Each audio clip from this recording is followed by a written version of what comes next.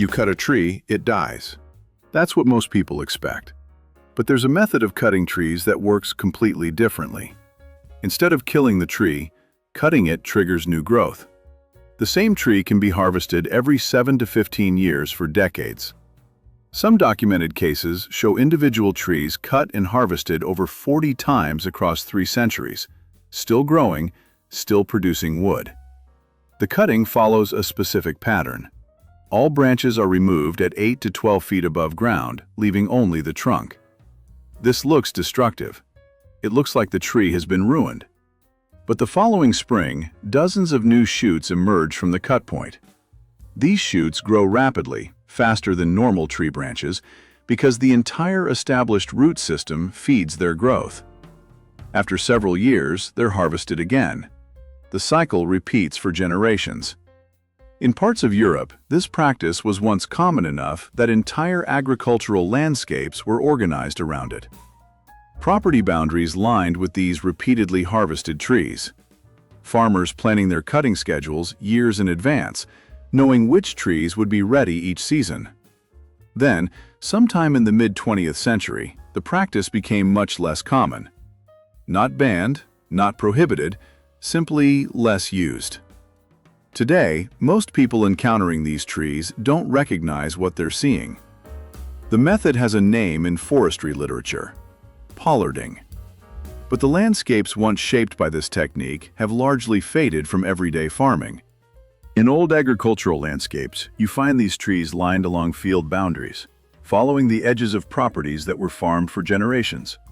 The spacing is deliberate. Every 30 or 40 feet, another tree with the same distinctive shape. Sometimes they march in perfect rows along stone walls or hedgerows.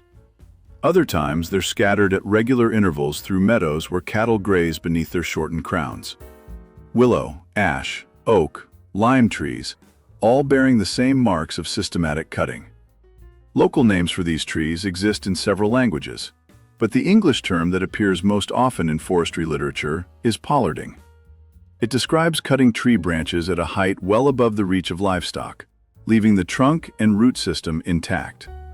The word itself comes from an old term for the head of an animal, referring to the swollen cutting point that develops over time. Documentary evidence from estate records and agricultural surveys shows this cutting method was common across many parts of Europe for centuries. Medieval accounts mention the practice. Estate maps from the 1700s and 1800s mark pollarded boundaries with special symbols. Farmers cut the branches on regular cycles, typically every few years, for fast-growing species like willow, or longer intervals for slower trees like oak. The cut branches provided firewood, poles for construction, material for basketry, and leafy fodder for animals. What remains puzzling is how systematic this practice was. Entire landscapes were organized around it. Property boundaries marked by these managed trees, each one productive on its own schedule. Villages had common lands with pollarded trees managed under traditional rules that specified cutting rights and timing.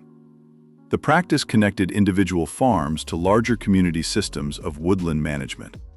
The trees respond to this cutting in a particular way.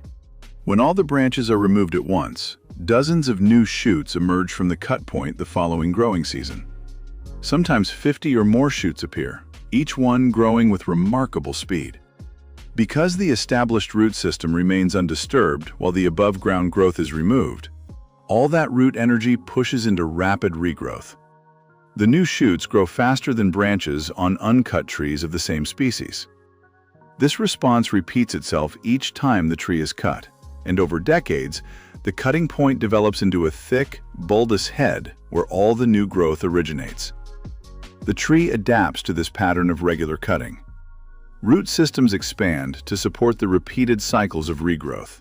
What looks like damage actually becomes the tree's strategy for surviving and thriving under this management. Historical accounts describe specific routines around these trees. Farmers knew which trees were ready for harvest each year. They walked their boundaries in late winter, checking the thickness of regrowth, planning their cutting schedule. They planned their cutting so that some trees were always producing wood while others were regrowing. a rotation system where the timing of cuts was staggered to provide continuous yield. This required planning ahead by many years, since each tree followed its own cycle based on species and size. Willow might be cut every 3 to 5 years, ash every 7 to 10, oak every 15 to 20. The practice demanded a kind of long-term thinking about the land, where decisions made today determined what would be available years later. Fathers taught sons not just how to cut, but when to cut, and which trees to establish for future generations. The traditional cutting height, typically 8 to 15 feet above ground, served a specific purpose. It kept the new growth beyond the reach of cattle, sheep, and deer. You can see this clearly when you stand beneath a pollarded tree with livestock nearby. The animals graze right up to the trunk, but the fresh shoots remain safely out of reach overhead. Ground-level cutting, known as coppicing, produced similar vigorous regrowth. But grazing animals would eat these low shoots before they could develop. Pollarding solved this problem by elevating the regrowth. This height also made the cutting more labor-intensive, requiring ladders or special tools, but it protected the investment in future wood harvests.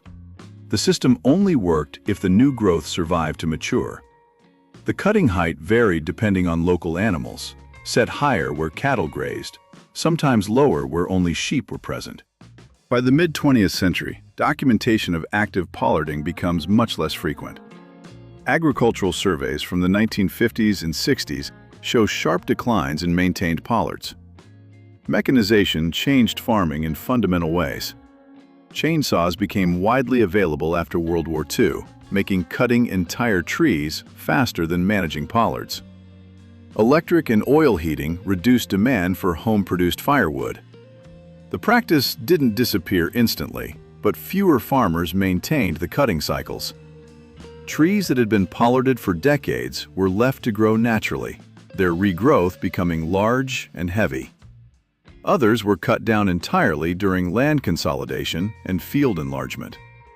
The knowledge of when and how to cut specific trees began to fade as the economic reasons for doing so diminished.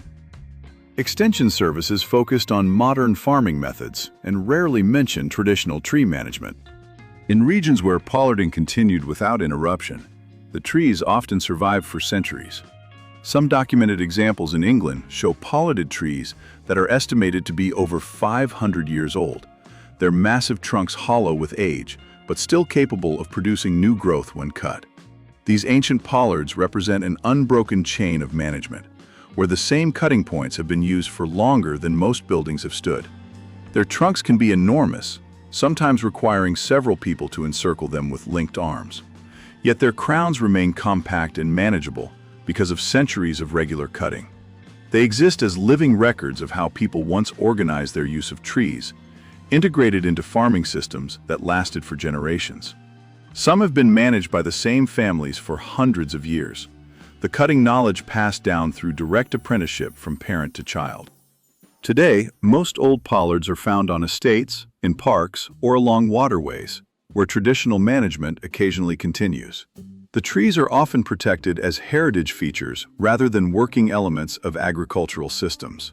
Their distinctive shapes have become unusual enough to warrant preservation. Conservation organizations maintain registers of ancient pollards, documenting their age, species, and management history. Some restoration projects attempt to restart pollarding on abandoned trees, though this requires careful phasing to avoid shocking trees that haven't been cut for decades. The technique itself survives in specialized contexts, but the landscapes organized around regular pollarding have largely disappeared. Modern tree management focuses on single trees in urban or amenity settings, rather than integrated systems of productive woodland. What strikes you when examining these surviving pollarded landscapes is how different they are from modern forestry. Instead of even-aged stands of trees planted and harvested together, the old system created diverse, multi-generational woodlands where individual trees were managed on their own schedules. Each tree had its own cutting history, its own productive capacity, its own role in the larger system. Walking through these remnant landscapes, you see trees at every stage of the cycle. Some recently cut, others with several years of regrowth, and ancient specimens with centuries of accumulated management. This required a detailed knowledge of every tree, passed down through families who lived with the same land for generations. The loss of this practice represents not just a change in technique, but a different way of relating to trees and time. It suggests possibilities for organizing landscapes that we no longer routinely consider.